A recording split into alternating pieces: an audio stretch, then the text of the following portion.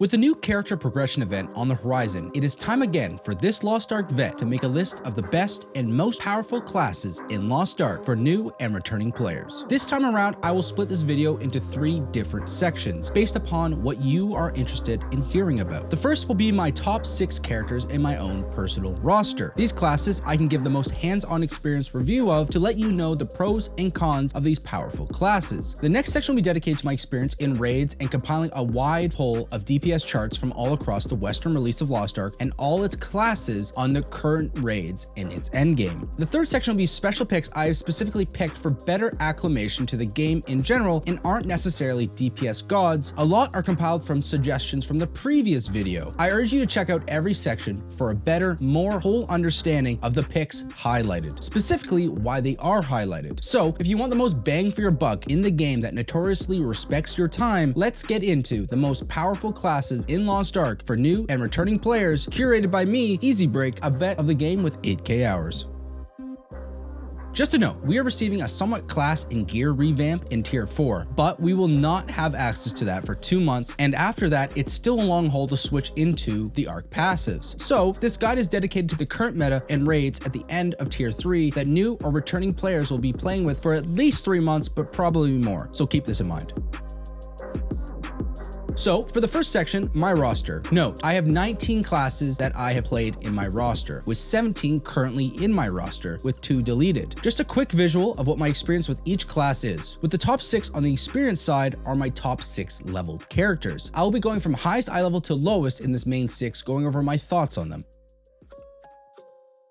My highest eye level character has been my main since release. Berserker may have the worst community perception of all the classes in Lost Ark, tied originally to the release players who had anger issues and were effectively blind. I've never had an issue with this class until recently with Thamine and Echidna. Berserkers, like all classes, have 2 variants, Mayhem or Berserker's Technique. Mayhem is a swift crit build that ties its damage to the uptime you can have on the boss, whereas the BT variant is a spec build that revolves around building meter, getting into form, and unleashing big burst damage. Mayhem is always in its form, and BT gets into form relatively quick. When in form, you move very quick and your damage is tied to one skill, Red Dust. This skill requires landing on the boss to get its over 30% crit bonus and just being cast to get your 6% synergy damage increase. The issue is, the skill, with good swiftness and a level 10 cooldown, has a 16-second cooldown timer. So if I throw it and get 1 or 2 of my skills out and the boss leaves, there goes my damage window for like 13 seconds. Now, if you're a god gamer, this likely isn't that big of an issue. But with a class that is already underperforming compared to other classes in the game, squeezing out any and all damage is somewhat necessary when you have goblinos in your party who hunger to be at certain thresholds of DPS. I personally wouldn't recommend this class to anyone new or returning until maybe we see the Ark passive spacebar does for it. Note, if you enjoy the class and think you excel in this format of game and playstyle, just play it. Firepower Artillerist is considered one of the worst DPS classes in the game, but I have a friend who made a special build for his that does just short of 20 million DPS on Gate 3 Thamine with a base 1610 and level 7 gems. Any class is playable and has the ability to do big damage if you have the skill, but there are certain classes that excel at getting damage easier and have significantly higher ceilings on their damage. Last note on this class, most people will rank BT Zerk as a no damage variant, but that is because next to no one plays this variant. BT Zerk can pump crazy amounts of damage. If I was wiser and not tied to the Mayhem build, I would have and should have switched at this point.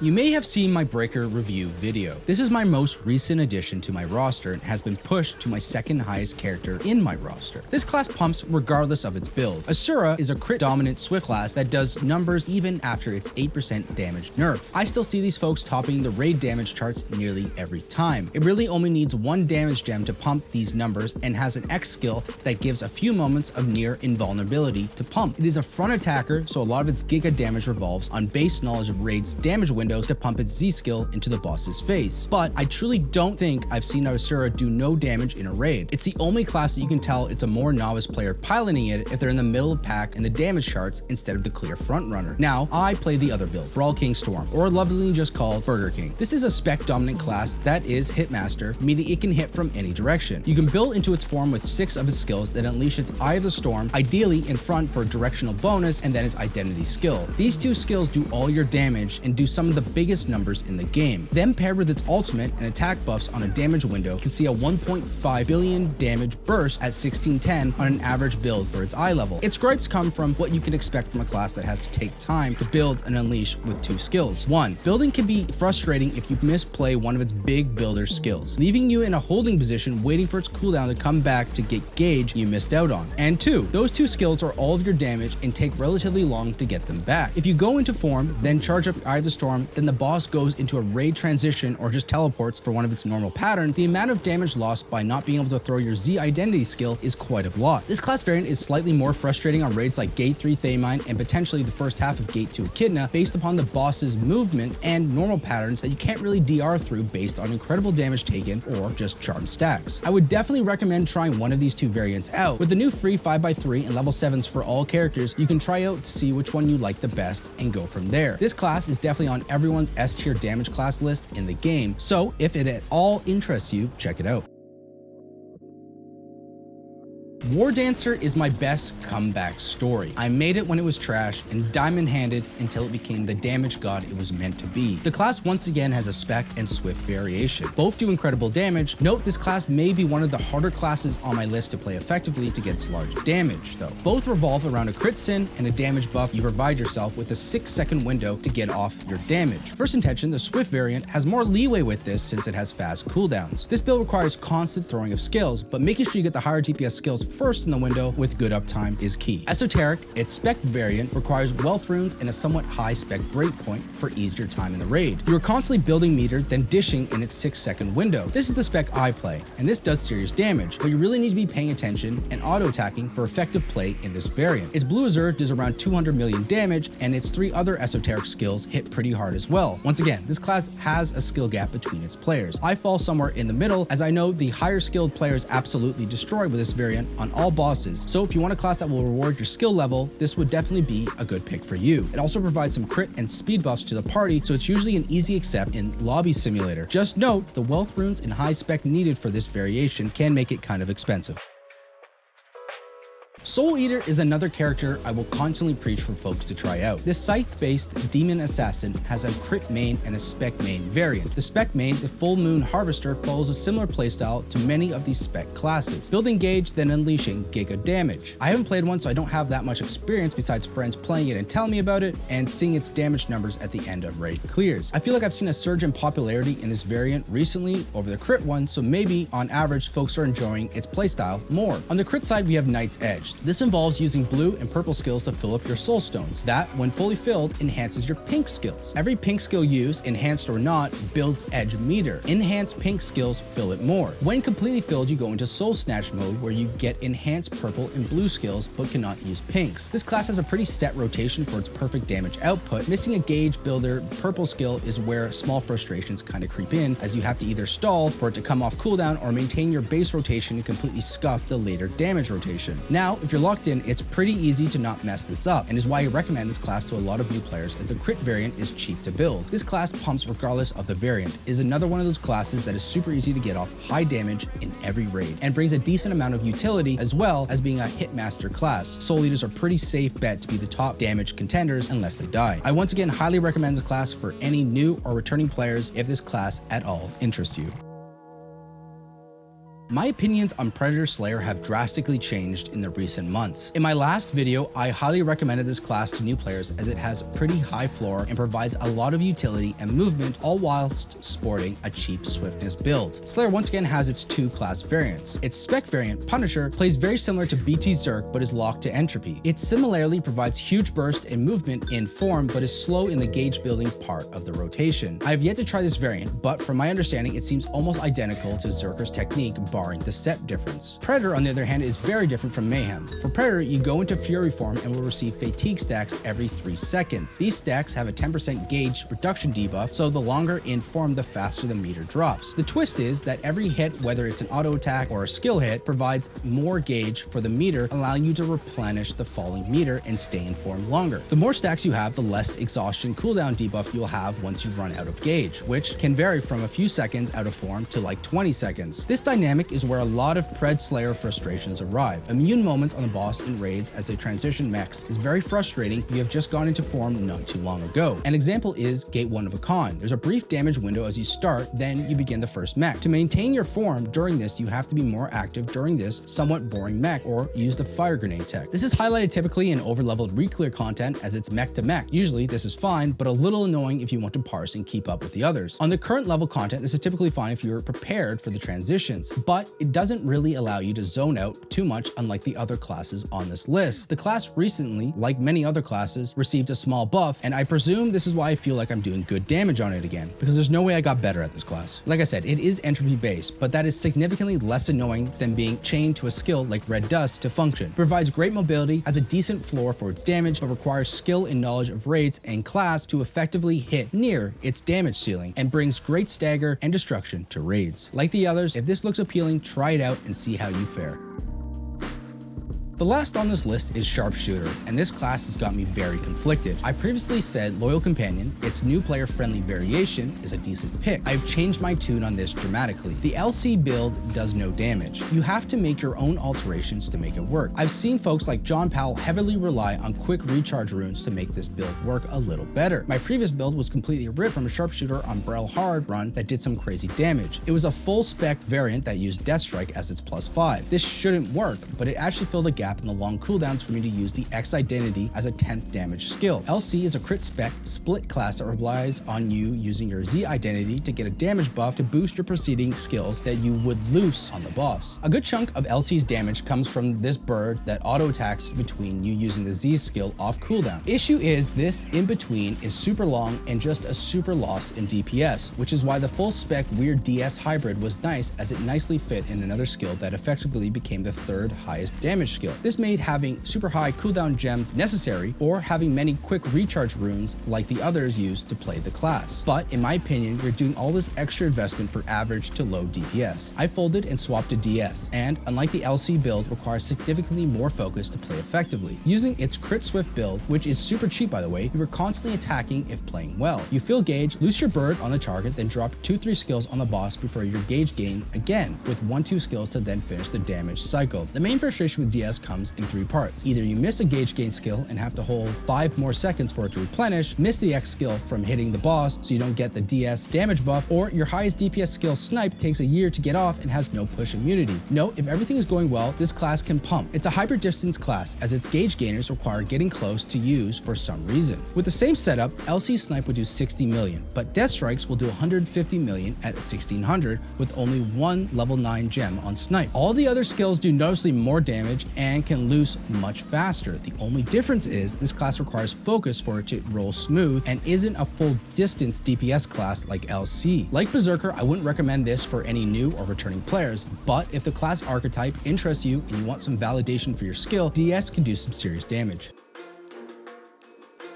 Now, those are my top 6 eye level classes in my roster. What are the meta monsters currently? Currently, 3 of my 6 are in that pool. Breaker, War Dancer, and Soul Eaters are doing very well raid to raid. From outside of my roster, there are classes like Sword, Deathblade, Scrappers, Reapers, and Master Summoners who are all consistently doing massive damage raid to raid. Don't just take my word on it though. There are folks out there that compile DPS charts from a wide pool of Western players and make easy to read graphs for us to read. The game doesn't have a built-in damage meter, but has one made by third parties with no connection to Amazon or Smilegate that is used under the table and is typically cheekily referred to as the Bible. I don't recommend this as it is a terms of service violation for the game to use, but just know a large portion of the audience uses it and the data submitted is used to form these massive charts. One final note before we get into it, there's some drama in the meter world, so a lot of the data stopped as of the Echidna update, so there won't be a massive compilation of the most current raid, but the meta hasn't changed since this post, so it will still be relevant for us now. I will use the example of Gate 3 Thamon as our base. It is a popular area for damage parsing even now. Looking at the top third of the normal and hard chart, my picks can be spotted throughout the top end of the parsing. Both specs and sources make high appearances. I've been told with the current builds both offer great damage, and specifically Igniter is having a great time dropping hot meatballs rapidly for giga numbers. Summoner, and specifically only its Master Summoner variation, saw a huge resurgence in the Mage balance patch in the spring and seems to be back in its former glory with Sorceress as a decent distance instance, huge damage dealers. Arcana is definitely up there with its ceiling, but I think on average I don't see it at the top too often to fully mention it. In regards to the assassin subclasses, they are all eating very well. As mentioned, Soul Eater is the go-to punching bag in the community for easy play and stupid amounts of damage, as showcased with both of its builds being present. Reapers are the squishy silent ninja assassin that hits like a truck. I definitely wouldn't classify them as easy to play, as entropy playstyle with hands are required to pilot effectively, but when used correctly, they do large amounts of damage. The real king of the assassins is Deathblade though. It isn't at the top of this list, as this class has a super high ceiling and a super low floor, which invites in maybe the most skill gap in any class in the game. If you want something that will really challenge you, try it out, but beware, its lows are very low. There's one more assassin class, the Shadow Hunter. This class, specifically its perfect suppression variant, somehow flies under the radar. There's a large discrepancy between normal and hard difficulty parses for this class, and I think that difference is a ladder 6 alt in normal versus main 3 in hard. The numbers of players submitting are some of the lowest, suggesting further no one really plays it. But personally playing with one in my static, whom I wouldn't say is gifted with an innate sense of having hands, he pumps large numbers on this character no matter the raid. Moving on to fighters. Some are up and some are a little more difficult to handle. Breaker, as I said, is probably the highest DPS or top 3 in the game, specifically Asura, but if you have a brain, Brawl King can probably come close. It's Asura's push immunity X that allows it to cheese a bunch of damage patterns and get off huge chunk of its one skill monster damage. War Dancer's ESO variant pumps, but the skill gap between its players is what I imagine is keeping it lower on the list. First Intention seems to have a significant drop off of player base, but I promise it does great damage. Scrappers are another great class that seem to have gone under the radar. That's 100% because of Breaker's popularity. But this back attacker saw a rework with Breaker's release, and just before it released in NA was an S tier damage class at the top. And we've only seen 2 minor balance patches since that didn't really change much except for buffs to mages and nerfs to Breaker and Blades. Both require great raid knowledge, Shock specifically, but if you get a handle on it, they can pump very large numbers. If you're newer, I would try out Tai first, as it's fairly easy besides its back attack nature. Striker, Glavier, and Soul Fist I believe have the ability to do great damage, but Striker isn't played well by the vast majority of the players according to Saint, and Glavier and Soul Fist I am lost on. Glaive saw a rework last year and was an S tier damage class, but seems to have fallen to power creep, I guess. A lot of Glaviers I play with pump huge numbers, so maybe it's a similar boat that it's harder to play for a majority of its player base. The gunners in the game aren't really noteworthy at the moment. Gunslingers and Deadeyes always seem to have higher DPS in my raids with statics or pugs, but it's probably because the players whom have stuck with them have just become elite and the class is bad.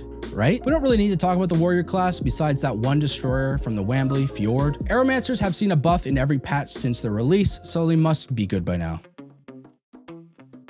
Once again, any class can be played at a high level and high damage. It's just how easy and attainable are their high damage windows, and similarly, how high is their damage floor for said class. There seems to be a bias for most players to say their main is bad for some reason, even if it is a DPS champion. But also on the flip side, I've heard many people in my Discord whom don't play Mayhem Zerg that the class is great and pumps because they know one person who's a greed god. This is why these charts are great to determine the median play, and further insights on ease of play help shape the decision on what to try out, especially for a new or returning player who wants the best possible initial experience with raids. So hopefully my personal 6 paired with me going over the charts gives a good insight for those folks. One last aspect I want to touch on before we sign off are the best classes for the new player experience. Classes like Wind Fury Aeromancer, Pistular Deadeye, transformation classes like Demonic Impulse or Evo Scout are easy to play as they have great mobility and aren't positional. Pistulier and Arrow also provide crit synergy, which is probably the most coveted party synergy in the game. One other pick I would throw in there is Blue Gunlancer, as it is the most tanky class in the game and provides huge synergies and shields to your party. And low-key, no one expects it to do much damage, but maybe that's changing after the Wambly. My final note on suggestions to play are this: supports. If you are new to the game and want to participate in the end game raids as soon as possible, supports are the fastest route in. You will likely have to deal with large amounts of gatekeeping regardless, but a support has the easiest route into a re-clear lobby with more experienced players. Base play on them is super easy and are considered the cheapest to build classes in the game. Supports have the largest shortage in endgame raids, so factor this in when deciding what to make. With the ease of making 6 classes with 5x3 and level 7s for free coming next week, and the addition of solo raids to both learn and earn gold, the decision on what to make is more prevalent than ever. But this is also a pretty safe time to try things out and see what you like. So hopefully these 3 sections have given you a more insightful look into the hierarchy of classes in the game. If you have any quick questions about the classes, ask them below. I will try to respond to everything I see to help out those making the hard decisions as soon as I get the notification. Check out my list of what I have played before to know classes I have more insight on. And for more details, check Lost Ark Nexus for more complete guides of every single class that is up to date with the current meta. If you are new to the game, check out my new and returning players playlist for my guides made to help catch you up as soon as possible. But specifically check out my uptime video, cheap engravings, weekly gold sources, and gatekeeping video to get a pretty good start on some basic stuff in the game. Until next time, toodaloo.